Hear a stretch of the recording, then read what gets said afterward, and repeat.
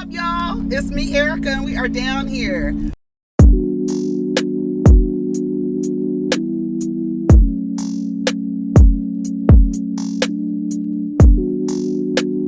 Peace, y'all. Take care of each other. Protect your energy.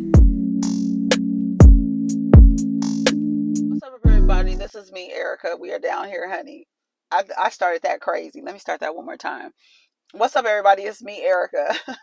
We are down here.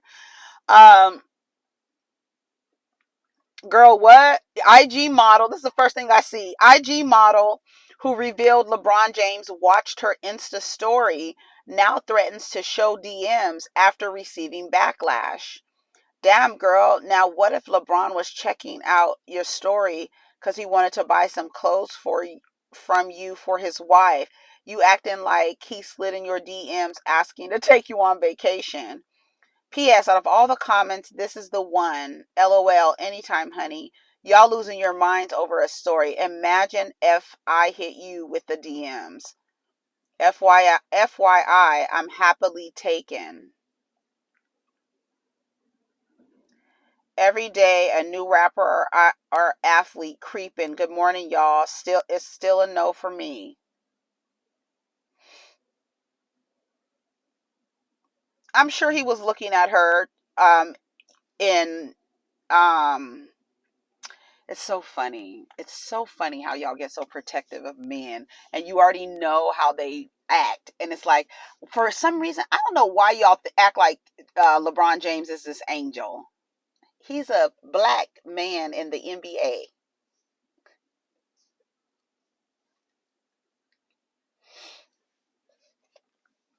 Let me tell you something.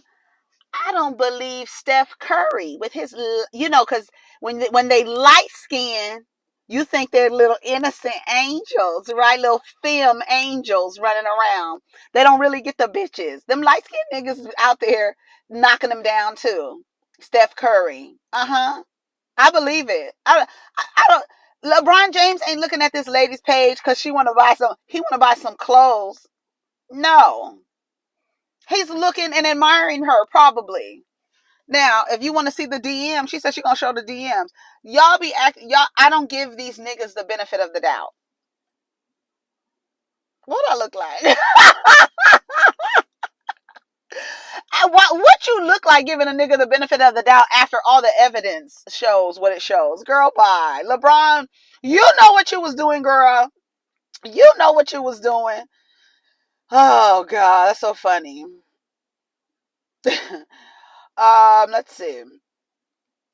Y'all surprised? Sources claim Khloe Kardashian still loves Tristan and wants to redeem him. The Kardashians always stick together.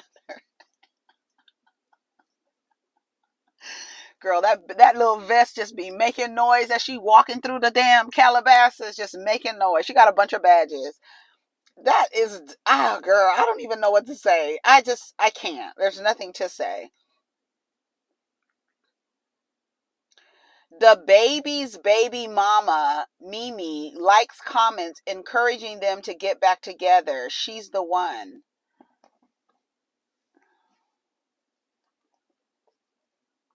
It's black love. It's black love. I really think that got y'all fucked up. Because it's so many, you're so focused on that you will deal with any kind of shit.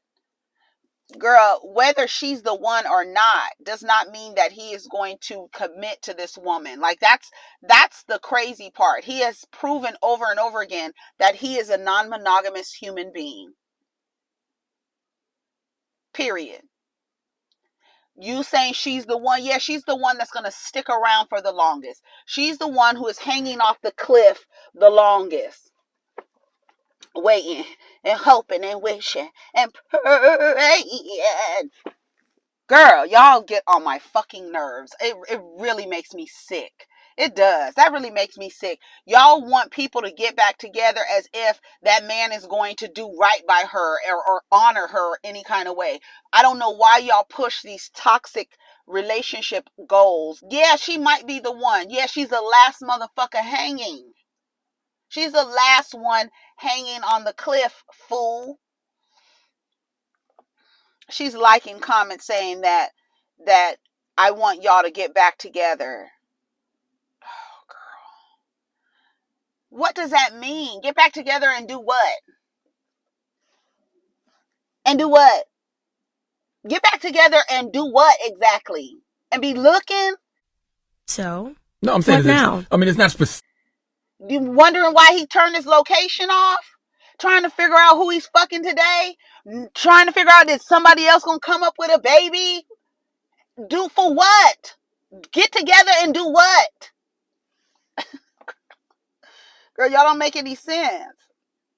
Y'all don't make no damn sense saying the shit y'all be saying and encouraging the things that you encourage. Okay, let's see what else is happening.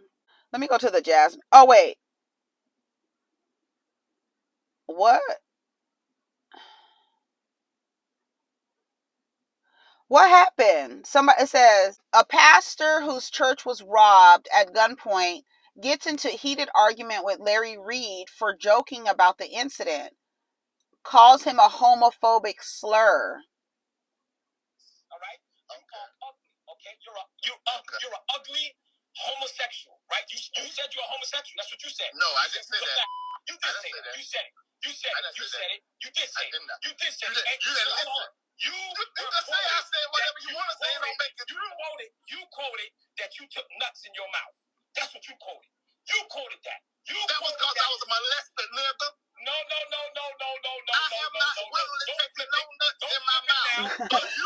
Bitch, I have not willingly taken no nuts in my mouth. I want to know how many nuts you took in your mouth and why you couldn't keep your mouth quiet. That's what I want to know. You're a liar. I'm a liar. Let's go. How am I lying?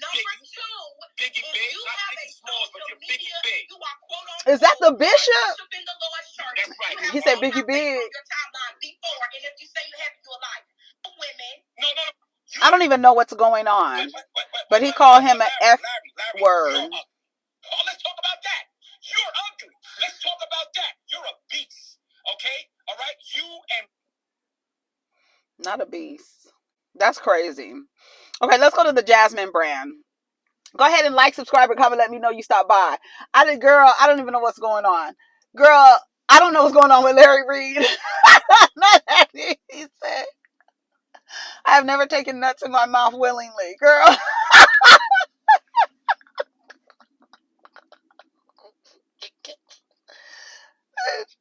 Bitch, I feel like opening this car door and running around the park. Girl, that is so funny to me. I did not even know. I don't know what's happening. But he called him the F word. Girl, pull yourself together. Pull yourself together. Name a male singer who, not that, sings better than Usher. Name a male singer that sings better than Usher. Is that grammatically correct? I would say name a male singer who sings better than Usher. Sorry, I didn't have to correct Tamar's tweet, but that's just what anyway. Usher can sing. Who can sing better than Usher?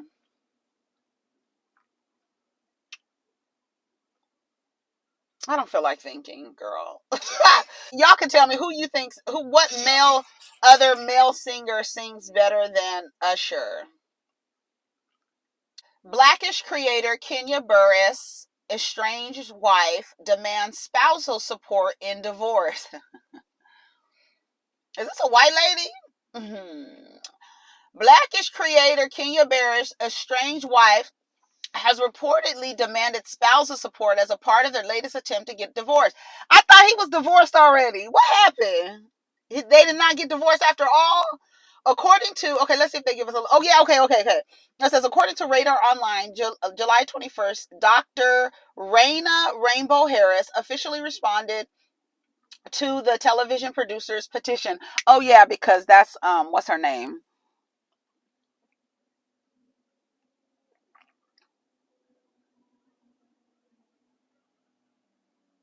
I like for people to be walking from behind. That's that man with that white dog. Because, honey, I don't trust them, child. So, as previously reported, Kenya Barris filed for divorce last month, ending his 20-year-long marriage to wife Raina Rainbow Barris. That's what I was like thinking. I was like, oh, is she? That's why I said she a white lady. But then I remember the character on Blackish Rainbow, Tracy Ellis Ross. That's the character. Okay, it's after his wife. Okay. In the legal documents, Kenya Barris said he and his wife have been separated since September 9th, 2020. Oh, so they had a pandemic realization that this marriage was not going where it needed to go. That happened a lot. A lot of people realize this ain't it. This ain't it. A lot of people realize that being in this close proximity with this person, it was better when we weren't really in each other's spaces. We could maintain the relationship. But now we're in each other's spaces, getting to know each other. We really don't like each other. A lot of people realize that. September 9, 2020, cited irreconcilable differences as the reason behind the split. Oddly enough, Kenya and Raina have been down this road before. Raina previously filed for divorce back in 2014, but withdrew the request a year later after they reconciled.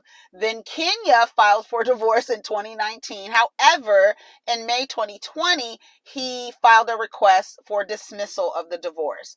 Raina Barris is now responding to her ex-husband's petition. In response, she agreed with Kenya that the marriage was over. Yeah, you think? Since 2014. So they've been trying to make it work. Fighting since 2014 for the marriage. She filed for divorce in 2014. He did it in 2019. And then again in 2020.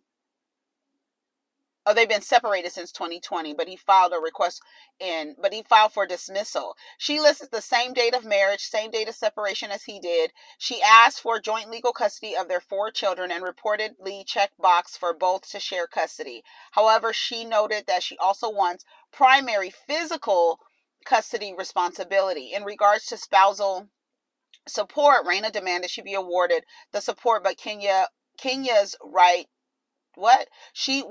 In regards to the spousal support, Raina demanded she be awarded the support, but wanted Kenya's right to it terminated. She noted the full nature and extent of Raina's separate property has not been determined. Girl, it's time. Let it go. Let it go. Let it go. Let it go. There was a show that Kenya Barris did. Oh, it was that show with Jamie Foxx. Did that get renewed? It was on Netflix. It wasn't that good. I think Kenya Barris did that. Was that Kenya Barris? I think it was. But he had another show on Netflix. What was it called? Was it called Black Love? What was it called? Let me see. What was it called? It was on Netflix. Wasn't it on Netflix? And it was like about his life. It was about his life, but like it was like they were filming a reality show. Y'all remember? Black as Fuck. Yeah, Black AF. Yeah, I remember. And that was with what's her name? Rashida Jones. Yeah, they only had 1 season, a mockumentary. Yeah. Do y'all remember that? I think I talked about it down here a couple of times. Yeah. So let's see what else is happening. Let it go, girl. It's time to get a divorce. Let it go. Since 2014, let that shit go.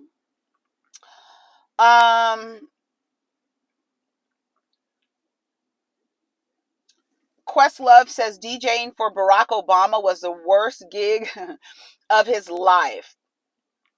In a recent interview, the music genius opened up about some of his most memorable gigs as a DJ and being in charge of turntables during his longtime bud Barack Obama's last week in office. At one event, he had no choice but to remember.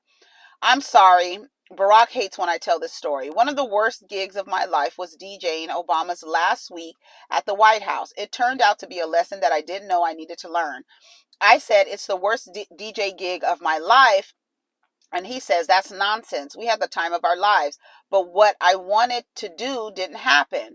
When previously speaking on The Ordeal, The Tonight Show starring Jimmy Fallon, QuestLove, expressed that he takes his craft seriously, and his failure to make Obama's occasion a success drove him to consider retiring his DJ hat.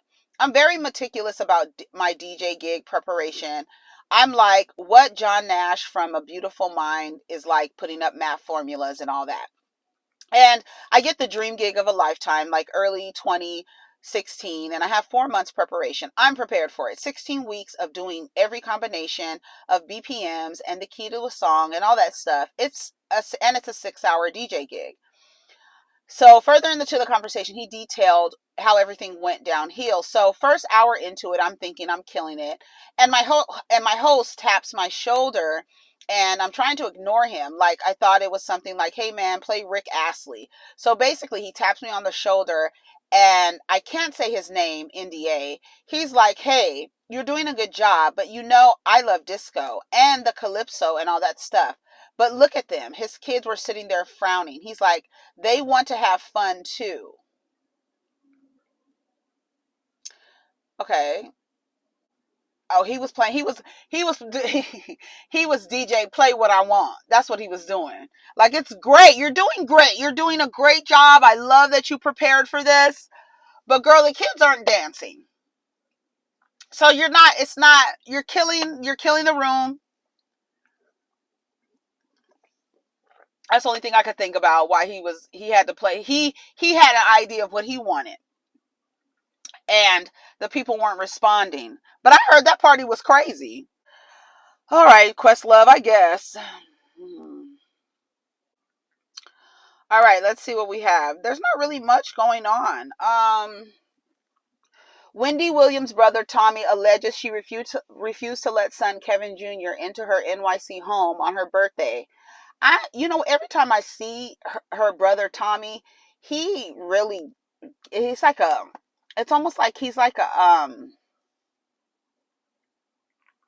like I feel like he's a gargoyle. Like I feel like he's like on the side of a building looking like a vulture, not a gargoyle, a vulture. Like he's like a little vulture. Like he wants to eat off of the dead carcass of animals. That's what he looks like to me when I see him. I think he's disgusting. Tommy is disgusting. Girl, why is this any of our business? Why do we need to know that Wendy, like, that's literally personal business.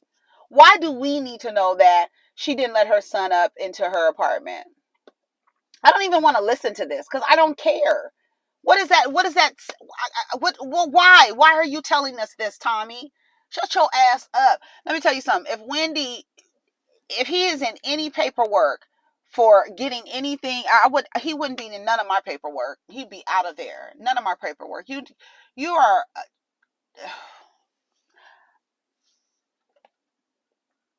Tommy is a vulture. He's a vulture. That's what he looks like. He's a vulture.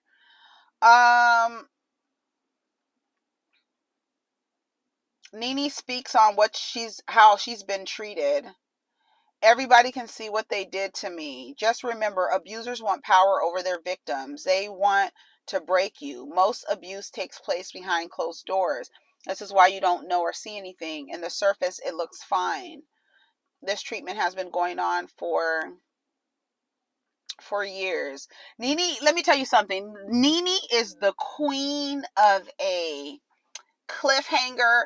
She is the queen of an ellipsis. You don't know what the fuck is coming next. She is the queen of saying, this is coming soon. She said she got a book coming out, so hopefully she can tell her story and get whatever it is that she needs.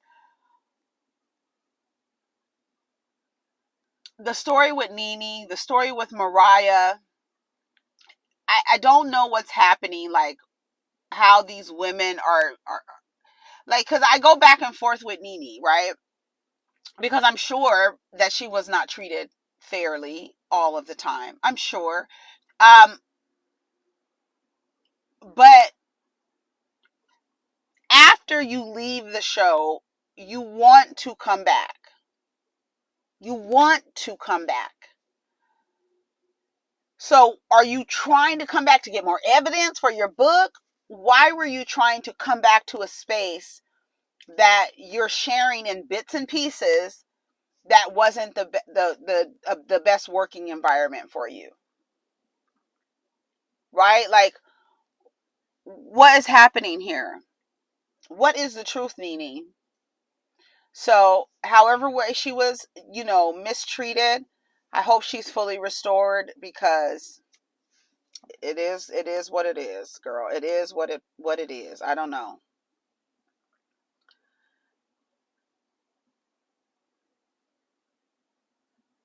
Comedian Kenan Thompson tells Mike Tyson he's more than a nigga, and Tyson disagrees.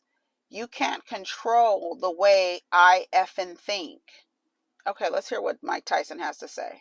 You can't just expect people to take it the right way. You know what I'm saying? You gotta educate. Me. Right. Mike, if I'm not a nigga, I'm nothing. Not true. No, it's true. If I believe it's true. Yeah, but you should believe that. You can't control the way I fucking think, nigga. I'm not trying to. Then don't talk about it. That's what it is. Nah, if I'm not a nigga, I'm nothing. So don't tell me I'm not. Why would you think that? Are you a sign? Because it is. It's that way. It's that way. It is. I don't know why, but it's that way. There's nothing you can do. You're educated. That's the way I'm programmed. I feel like it's like it's like worldly used. Like this shit is like the norm. It's like, I don't think... Yeah, I mean, it's also the norm to have a bunch of fucking armies in every single country, and then all of a sudden one of them invades the country type shit. You know what I'm saying? Like, we're supposed to just accept the norm just because that's what's happening at the current time. Like, I don't even think it's the norm anymore. It became something else. Man, I just don't believe norm. I just don't believe that we need the educated, but we gotta get rid of that word now. That word inspires us. If it doesn't, look how weak we are now. I'm not talking about us. We don't need the inspiration for us. We have it. You know what I mean? I'm talking about the connotation that happens when you are at the mercy of a motherfucker that is looking at you as a nigga. That's a problem. There's a different side. Yeah, it's looking at like police officers. That's a problem. Police officers don't think about JC. When I talk to you, I talk to all these people that white. They all look at me as a nigga. If they don't, I expect them to. That's where we agree to disagree. Because I look at you as a king, my brother. You know what I'm saying? I look at you as one of the greatest people that ever walked this planet. The things you have done in your lifetime is so far away from the original connotation of that word. It's crazy. You don't know my shadow. I don't. I know what you've done in my life. My shadow it counterproducts everything you say about me, brother. I mean, I know what you've done in the life, brother. You can't have a shadow. You can't just expect. Well, I want to listen to the whole thing of this one. Mike Tyson hit him. You know, Mike Tyson he's been unlocked. Mike Tyson has been unlocked, and it's like he's like, what you think of Mike Tyson, he just now seems like he has this level of awareness.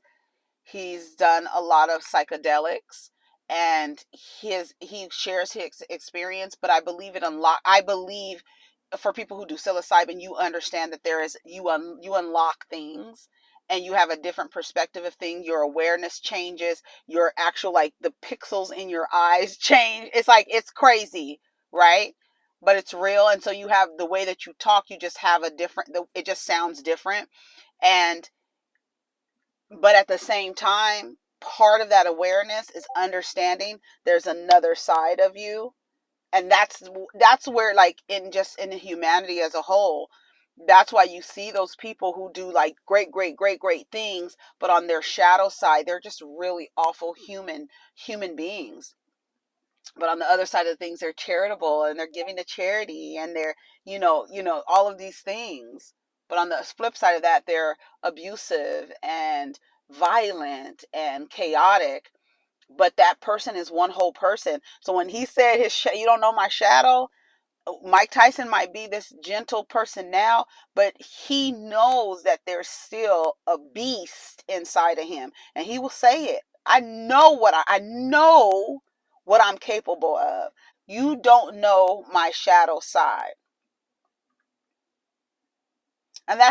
And when you understand, that's everybody. So I didn't expect for them to do that. You don't know people's story. You don't know how they got to where they are today. You don't know what they've seen, what their eyes have seen, what achievements they unlocked. You don't know. And to me, I feel like having that the N word, y'all might not like this, but I feel like it's a flat earth conversation. It's a flat earth conversation. One, language is language. Words mean things. Words carry a vibration. You can't keep people from saying a word. You can't. You would like for them not to say it, but you can't make a person not say a word. You can't make a person think that they are not the N word or how they see themselves. Kenan is telling him, I don't see you like that. He's looking like, but you don't see my shadow. So you don't even fucking know me. You got me. You think I'm a king and I've done great things, but you don't fucking know my shadow, bro. And I think that's like when people get mixed up with these, especially with public figures and celebrities, you get hung up on the idea that this person is a good human being. They have good character, but then when something bad happens or they do something bad, you're like, oh my God, I never knew, I never expected. Why not? You don't know what a person is capable of. Whether from your perspective what they've done is right or wrong, you don't know what a person is capable of. So while you're uplifting Mike Tyson and saying he's the king, and from my perspective you're a king and all this other stuff, you don't know my shadow side.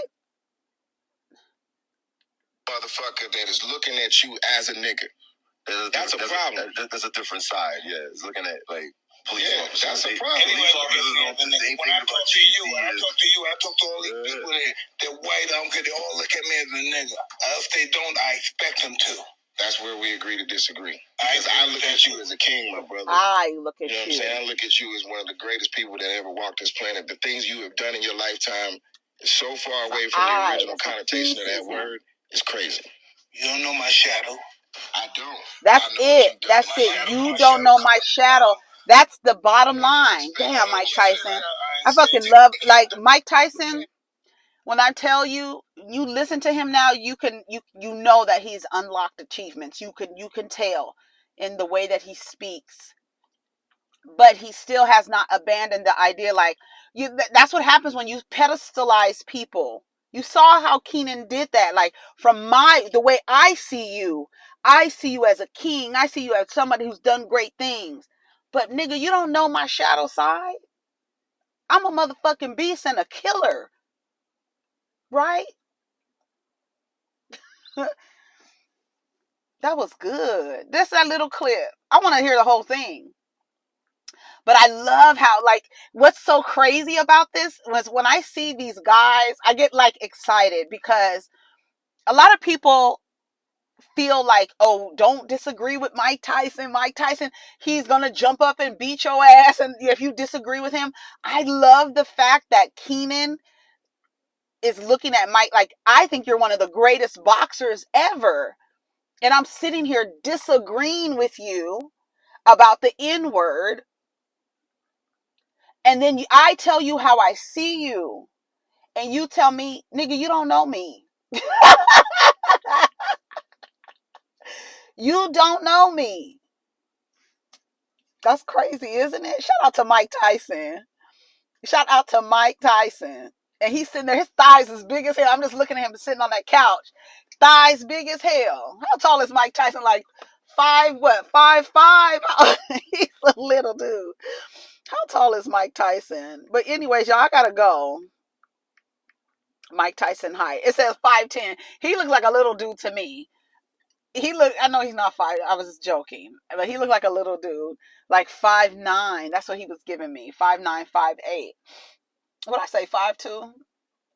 I was just joking. But I thought it was good. That was a good little clip of Mike Tyson.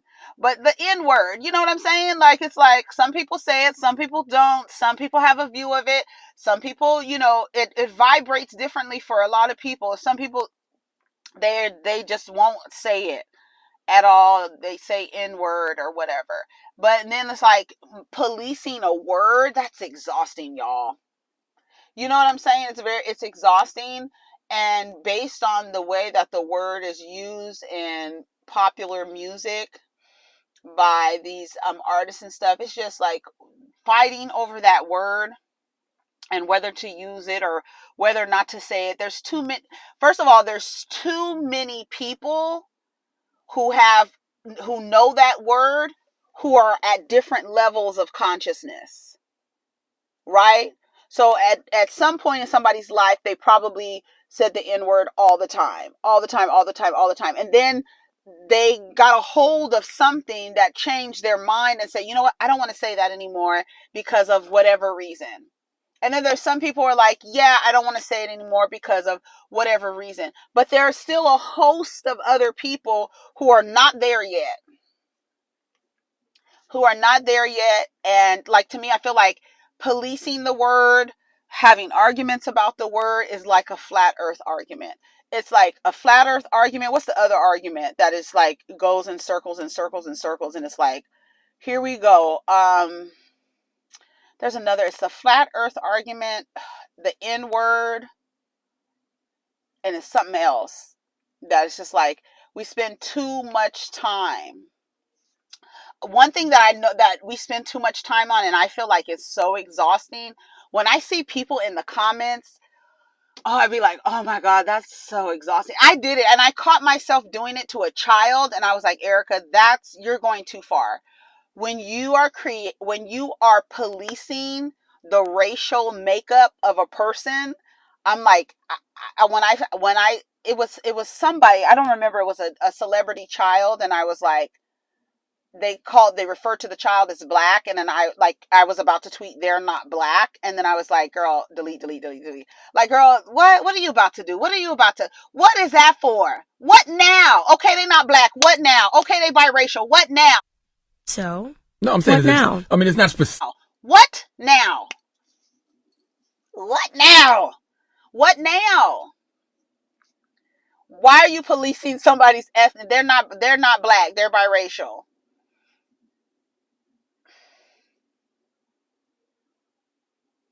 What now? It was somebody. Where I just don't understand. Oh, I think we were talking about Jordan Peele. Being biracial. And it's like, he's not black, he's biracial. Okay, what now? Okay, now what? Okay, what do we do now? What do we do now?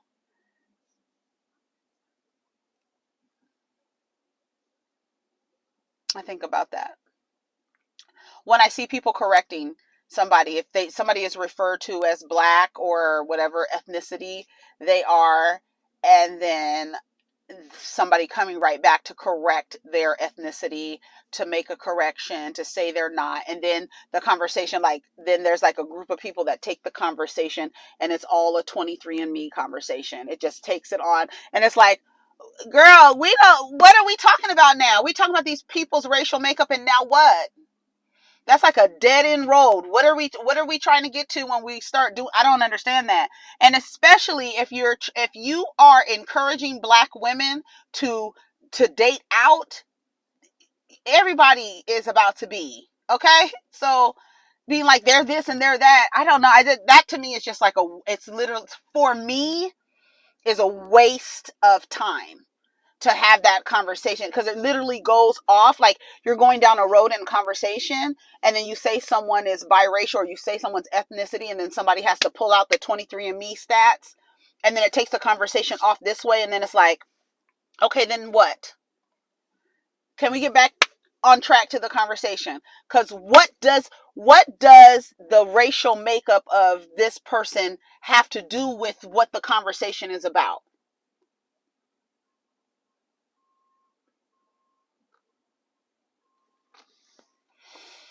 Anyways, I guess it's time to go. Take care of each other, honey. Protect your energy. Take care of each other and protect your energy. Peace.